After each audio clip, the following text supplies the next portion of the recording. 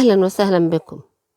معاكم نجوى عبد العزيز الصحفية، والنهاردة بنتابع حادث قطار اليوب اللي راح ضحيته 4 أشخاص وأصيب 23 آخرين ما زالوا يتلقى بعضهم العلاج. النهاردة في اعترافات صادمة لسائق القطار، وهيئة سكة الحديد مصدر مسؤول فيه أكد إن هيتم تحليل للسائق أما إذا كان بيتناول مواد مخدرة أو أم لا. في اعترافات السواق، تعالوا نشوف إيه اللي حصل وهو عمل إيه قبل وقوع الحادث اللي بها إنه أدى لوقوع الحادث الأليم دوت. دي صورة موضوعية وصورة حقيقية للحادثة اللي حصلت امبارح أسفة في اليوب للقطار، ونشوف مع بعض التفاصيل الحادث ايه اللي حصل فيه. النيابة العامة في قرارات مهمة النهاردة حصلت في التحقيقات. القرارات دي كان احد القرارات المهمة حبس سائق قطار قليوب، واصدرت قرارها ايضا بحجز موظفي محطة التصادم اللي هي وقع عندها الحادث بتاع اصطدام قطار اليوب. أمرت النيابة العامة بحبس سائق قطار قليوب وحجز الموظفين بتوع المحطة على ذمة التحقيقات.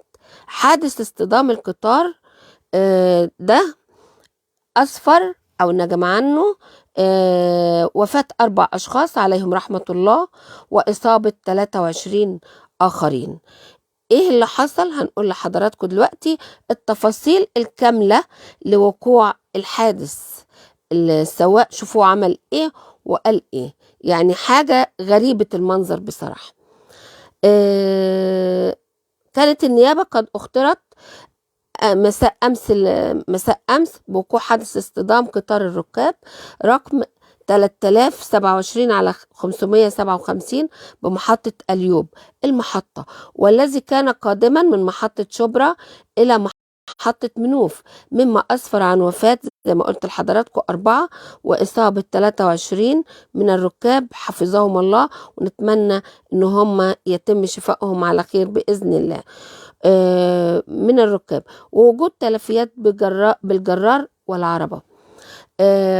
كمان أمر النائب العام بتشكيل فريق موسع للتحقيق في الواقعة، والذي انتقل على الفور إلى موقع الحادث لمعاينة الحادث، فوقف على تصور الفريق بتاع التحقيقات وقف على تصور لوقوع الحادث، وهو اصطدام القطار بحاجز خرساني. سلم يا رب، يعني أنا مش عارفة أقول إيه بصراحة. بحاجز خرساني بالمحطة يقع نهاية القضبان الحديدية التي كان يسير عليها القطار، إذ كان يتعين على السائق توقفه لحين مغادرة قطار آخر. القطر المقابل ليه كان المفروض هو هو يتوقف عشان القطر التاني يغادر بالقضبان المجاورة له ليحول مساره إليه ويستكمل مسيره، ولكن تجاوز السواق بتاع القطر ده تجاوز سيمافور الرصيف الواقع على يساره قبل نقطة الاصطدام بالحاجز. كان مغلقين، يعني السيمافورين كانوا مقفولين، هو تجاوزهم بقى وكانوا مضيئين باللون الأحمر، يعني خطر محدش يتجاوزهم، مما يعني ضرورة التوقف. زي ما قلت لحضراتكم لازم كان يتوقف. أنا بشكر حضرتك أستاذ محمد عبد السلام. لازم كان السواق يتوقف، ولكن القطار تجاوزهما بسرعة زائدة واصطدم بالحاجز، فتوفى 4 من الركاب كانوا متواجدين بين الجرار والعربة الأولى من القطار. احنا برضو بنقول للركاب المفروض ما يركبوش في الحاجز دوت بعد إذنكم، لأن معظم الحوادث يا بيقع يا بيسقط يا بيبقى هو أول الضحايا. والعربة الأولى واستجوبت النيابة العامة سائق القطار اسمعوا معايا حضراتكم قال ايه. فقرر انه اثناء توقفه بمحطة شبرا خيمة فصل جهاز المكابح اللي هو الاي تي سي. يعني انا مش فاهمة بيفصلوه ليه؟ السادة السواقين بيفصلوا جهاز المكابح ليه؟ ده اللي بيساعده على انه يتوقف. فصلوا بالقطار. قال ايه بقى؟ هو قال ان هو اتعطل، الجهاز ده كان متعطل.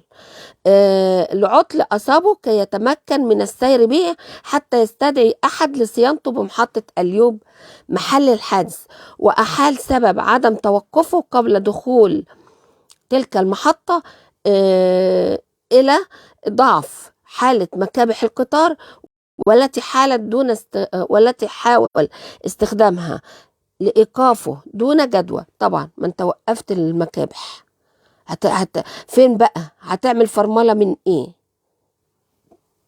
وضع مش طبيعي طبعا. وحال ذلك عدم توقفه قبل دخول المحطة لضعف حالة المكابح بالقطار، والتي حاول استخدامها لإيقافه دون جدوى، فاصطدم ذلك بالحاجز الخرساني، مقرا هو اعترف اهو مقرا بإمكانية تفادي وقوع الحادث لو كان بيسير ببطء بسرعة أقل مما كان عليها كما تحفظت النيابة. يعني هو وقف المكابح وسار بسرعة، طب منين هيعرف يفرمل؟ طب منين هيعرف يتوقف؟ كانت الكارثة، فوقعت الكارثة. كما تحفظت النيابة العامة بموقع الحادث على تسجيلات جهاز المكابح والتحكم الآلي في مسير القطار الاتسي لفحصها. وانتقلت النيابة العامة لمناظرة جسامين المتوفين الأربعة وسؤال 8 من المصابين والذين تواترت شهادتهم على سير القطار بسرعة زائدة. دايما وقوع الحوادث من السرعة الزائدة. مش فاهمة بيزودوا السرعة اللي في التأني السلامة بسرعة زائدة، خاصة خلال ظهور قطار بجواره. في المقابل القطر اللي جه جنبه المفروض هو بيهدي، لا ده سرع وموقف المكابح وبيسرع، فكانت الكارثة. والقطر زي ما هو قدام حضراتكم كده بيدوروا تحت وفوق على الناس بسرعة زائدة خلال ظهور قطار بجواره عقب تجاوزه محطة قطار شبرا، إذ هيأ لبعضهم تسابقهما. يعني إيه؟ حاولوا يتسابقوا. وسألت النيابة العامة مسؤول مراجعة تنفيذ لائحة سلامة تشغيل السكة الحديد، فقرر إنه بفحص لوحة التشغيل الخاصة بالقطارات بمحطة قليوب لاحظ أن سائق القطار تغافل عن الإشارات الضوئية. يعني هو شايف إن في إشارات ضوئية حمراء بتقولك توقف. ده حتى يعني لو ما تعرفش في المرور، ما انت سواق قطار ازاي؟ ده القطار ده كان يعني السواقة بتاعته رمانة الميزان بتاعة الطريق، يعني بيقولك توقف. سائق القطار تغافل عن الإشارات الضوئية للسيمافورين المشار إليهما والخاصين بتهدئة سرعة القطار وتوقفه قبل نقطة الحادث وفصله جهاز المكابح والتحكم الآلي في القطار. يبقى أنت يا سيدي عايز توقف إزاي؟ بأي أمارة؟ وفصله لجهاز المكابح والتحكم الآلي في القطار ATC وتجاوزه بالسرعة للحد المسموح به مما حال دون تمكنه من إيقاف القطار، وأدى ذلك لاصطدامه بالحاجز الخرساني. سلم يا رب.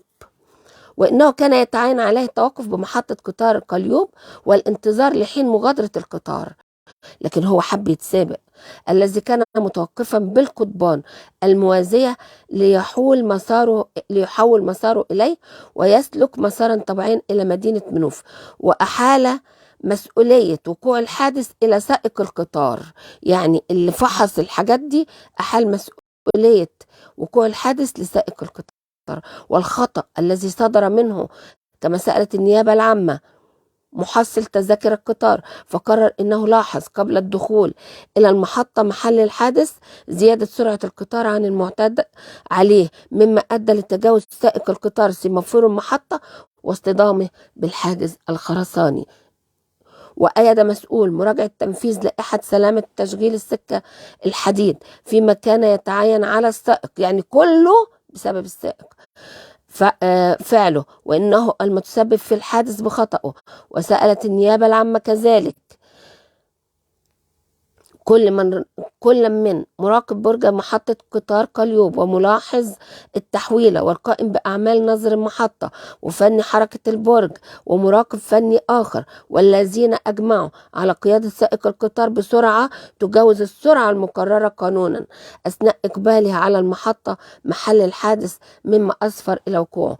أنا مش عارفة، أنت داخل محطة بتهدي، أنت داخل محطة ليه سرعت وقوعه؟ وأوضح فني حركة البرج أن القطار اعتاد من قبل التوقف بالمحطة لحين مغادرة قطار آخر لتحويل مساره من بعد ذلك لاستكمال رحلته، ولكن السائق تلك المرة قد تجاوز السيمافور رغم إضاءته باللون الأحمر، مما يوجب توقفه، فوقع الحادث بناء على ذلك هذا. وقد استجوبت النيابة العامة مساعد القطار فقرر أن جهاز ATC قد فصله السائق لعطل فيه لحين وصوله لمحطة قليوب، باعتباره أن هذه المحطة ليحصل على الدعم الإصلاحي، مؤكدا أن سائق القطار كان يسير بسرعة أزيد من المقررة قانونا والتي قاربت 80 كيلومتر في الساعة، مما أدى لتجاوز القطار السيمافور واصطدامه بالحاجز الخرساني.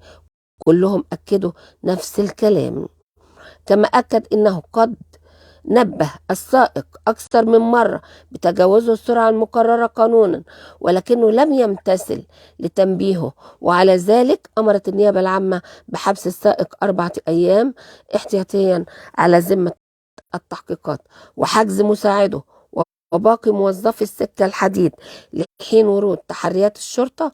وقد انتدبت النيابة العامة لجنة من المختصين قانونا للانتقال إلى مكان الحادث لفحص القطار وبيان مدى صلاحيته وصلاحية أجهزة التشغيل والسلامة الخاصة به ومعاينة محل الواقعة بيانا لأسباب وكيفية وصول القطار إلى الحاجز الخرساني واصطدامه به ومن ثم وقوع الحادث وتحديد المسؤول عنه ومدى اتباع سائر الموظفين والمسؤولين بالسكة الحديدية للتعليمات واللوائح المنظمة للتشغيل من عدمه وبيان أوجه المخالفات المنسوبة إليهم وسندها إن وجدت، وجاري استكمال التحقيقات سؤال سائر المسؤولين بالهيئة القومية لسكك حديد مصر وفحص الهواتف المحمولة الخاصة بسائق القطار وسائر الموظفين المتحفظ عليهم بمعرفة الإدارة العامة للتكنولوجيا المعلومات للوقوف على ما قد تحويه من أدلة رقمية تفيد كشف الحقيقة، فضلا عن فحص سجلات المحادثات المجراة بينهم يوم الحادث. وكشف مصدر مسؤول بهيئة السكة الحديد عن اتخاذ رئيس الهيئة قرارا بإحالة قائد قطار قليوب الذي خرج عن مسار القطار تحويله إلى لجنة للتحليل ولبيان ما إذا كان يتعاطي مواد مخدرة من عدمه.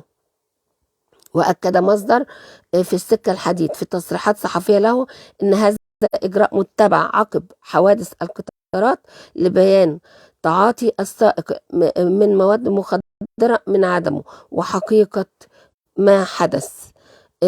دي كانت متابعتنا النهاردة لحضراتكم، ونتمنى ونطلب من الله الرحمة للأربعة متوفين ونطلب السلامة للمصابين. وأشكركم وإلى اللقاء في متابعات أخرى، وهنتابع مع بعض إن شاء الله هذا الحادث أيضا. كان معكم نجوى عبد العزيز الصحفية. شكرا.